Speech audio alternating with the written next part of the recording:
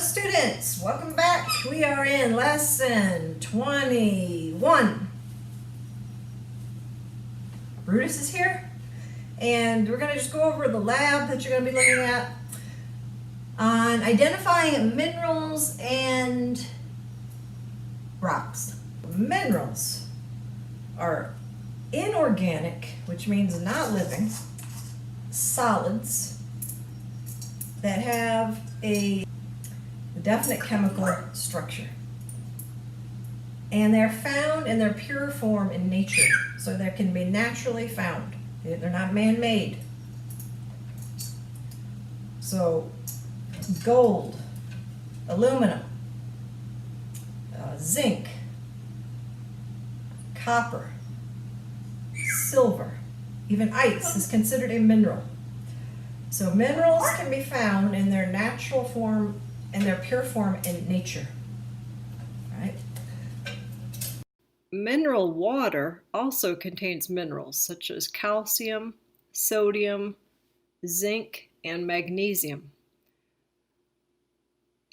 Some minerals we actually need, our bodies need to survive, and those are usually in very, very small amounts. So they're called trace minerals. And that includes minerals such as calcium, zinc, potassium, and magnesium.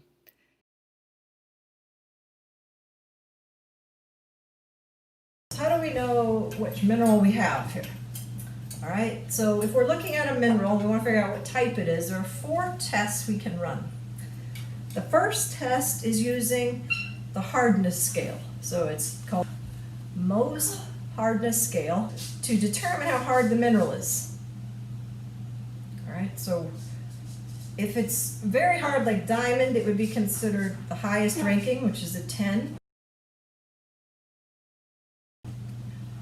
If it's very soft, like Talc, it's considered the lowest rating, like a 1. So 1 to 10 is the rating. So here we have the Mohs Hardness Scale, 1 to 10. 10's the hardest, 1's the softest. Our fingernails test at about 2.5. So if we can scratch the mineral with our fingernails, it is softer than 2.5. So in other words, it's less than 2.5. A copper coin is 3.5. So if we can scratch the mineral with a penny, for example, it is less than 3.5. So if you scratch it, you're harder. But if it scratches you, you're softer. So this is why this is considered a relative hardness test, because you're relating it to things that of known hardness. If we look at diamond, since it's the hardest mineral, that's number 10, it can scratch anything below number 10. So it can scratch anything, and it cannot be scratched. On the other hand, if we look at talc, it's the lowest or the softest, so it's number 1. It cannot scratch anything, but it can be scratched by everything. So the lower you are on the hardness scale, the more you can get scratched. The higher you are on the hardness scale, the more you can scratch. So the thing that scratches is harder, and the thing that's being scratched is softer. So if you think about it, if you get scratched by a cat, the claws of the cat are harder than your skin. So the claws scratch you versus you scratching the claws. Test number 2 is called the streak test. So we take the mineral, we scratch it, and we see what color is produced. And each mineral has a specific scratch streak test color.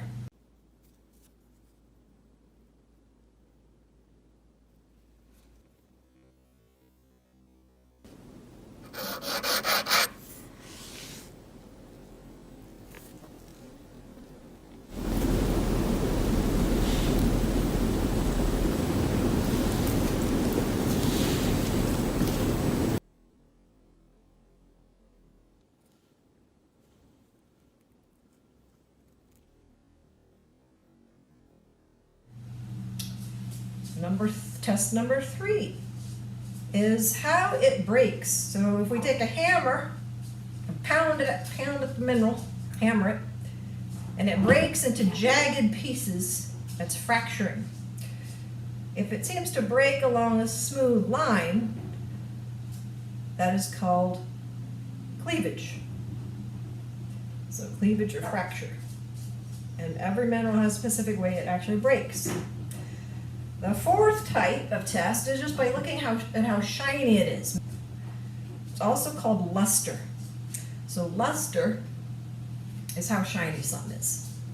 And that's usually ranged from very, very shiny, high gloss, high luster, very shiny, lot of bling, right? And matte, M-A-T-T-E, is a low gloss or no gloss, not shiny at all. So shine versus no shine.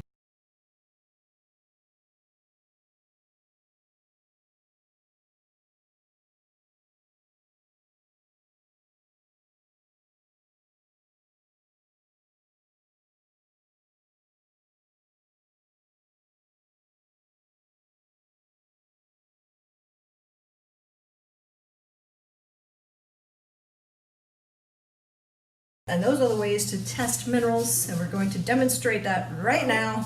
So stay tuned. Minerals rock also. Rocks rock, we know, but minerals do too. They both rock. Geology rocks. Rock on, rock stars.